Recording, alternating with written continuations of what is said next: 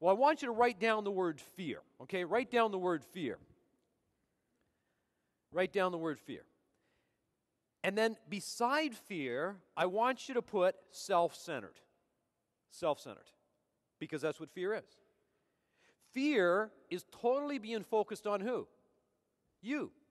See, if you think about fear, fear is about worrying that something might happen to me. I'm not worried about anybody else. I'm not worried about the buyer. I'm not worried about the seller.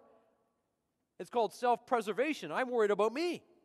If I ask, they might say something and I wouldn't feel so good, and wouldn't that be awful? Well, how crazy is that? But imagine if we looked at it this way. If we just went in and if we gave them everything we could possibly give them, I mean, we were prepared.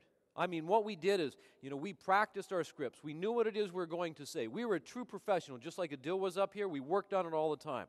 And we always told them the exact truth. And then what we do is when we go in, whether it's a buyer presentation or whether it's a listing presentation, when we go in, what we do is we do what it is we know is right. In other words, we don't change the way we're going to do something based on the way they might react. You know what I mean? We do what it is we need to do that is right. Now, I remember when I first started speaking, that I remember, groups weren't quite this big, but you'd be in an audience and say the audience was a little bit smaller, and you'd be speaking away, and you'd see a couple people sitting there, and they're shaking their heads like this, and they got their arms crossed, and I'll never forget, it used to drive me nuts. You'd have 98 people in the room that are going, oh, this is really good, and 2 people are going like this, and guess who got all my attention? Isn't it true? And then all of a sudden, I started to change my presentation, right? Because now I'm not saying what it is I need to say, because now I'm getting caught up and my head's in the way and I've lost sight of my heart. My heart is what is right. My head is all calculating. Next thing, my whole presentation started to change. And it wasn't until that I could get over me, get over my own ego as a speaker, that I could become a better speaker. Because that means the audience was controlling the outcome in my life. That means by some degree, they were determining what it was I was going to say. So if I said something and somebody disagreed, better not say that anymore, better not say that anymore, better not say that, better take that out of my talk. And what happened was I wasn't telling the truth. I wasn't saying what I needed to say to do the best job I could possibly do. And my delivery was based on the reaction of the audience. Now, it took me a while to get over it, but now what I know is when I come out, I'll do whatever it is I need to do, say whatever it is I need to say, and when people walk out, they can have their opinion about it, but there's nothing else I can do, right? Because that's all I got. But I'm going to tell the truth. I'm not going to tell everybody what they want to hear. I'm going to tell them what they need to hear. That's my responsibility. That's why you're here. Anybody can go tell you what you want to hear. So imagine now we're working with buyers, we're working with sellers. We're not telling them what they need to hear. We're telling them what they want to hear because I want them to like me. And if they like me, they'll list with me. Bullshit. They need to respect you. Now, respect and like are good if you can get them both. You know what I mean?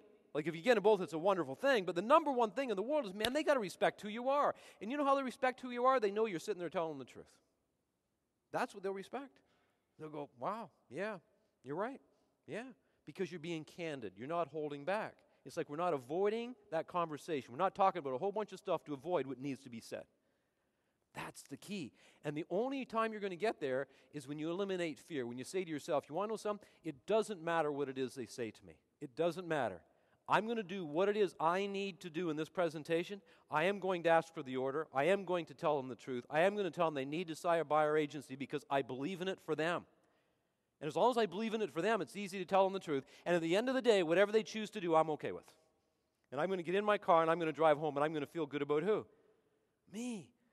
Because I can't allow the rest of the world to determine the way I feel about me. Because otherwise, if you think about it, my whole future is determined by the way everybody else responds.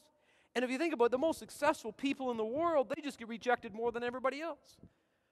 I say the most successful people in the world, they just fail more than everybody else. So I'm saying if you're going to fail, just fail fast and do it again and again and again and again and again, right? And every time you fail, you haven't failed, you learn and grow. Something came out of that. Something came out of that experience by asking for the order, by telling them the truth. Not by being afraid to do what it is we need to do. Because the first time I ask for that order and they give me an objection I can't handle, I got something to fix, don't I? Now I know what I need to work on. Now I know what I need to do. And you take that and let go of the fear, because the fear is exactly what holds most people back. It's that fear of, what if I asked? What would they say? Who cares? Let them say it. They're going to say it anyway. You got to ask, right? And then whatever they say, do your best to handle it, do the best you can, and we move on from there. But what holds us is ourself. We're sitting here and, we get wound up inside. Oh, I couldn't do that. Man, I couldn't do that. I couldn't do that. You can do it. There's no question you can do it.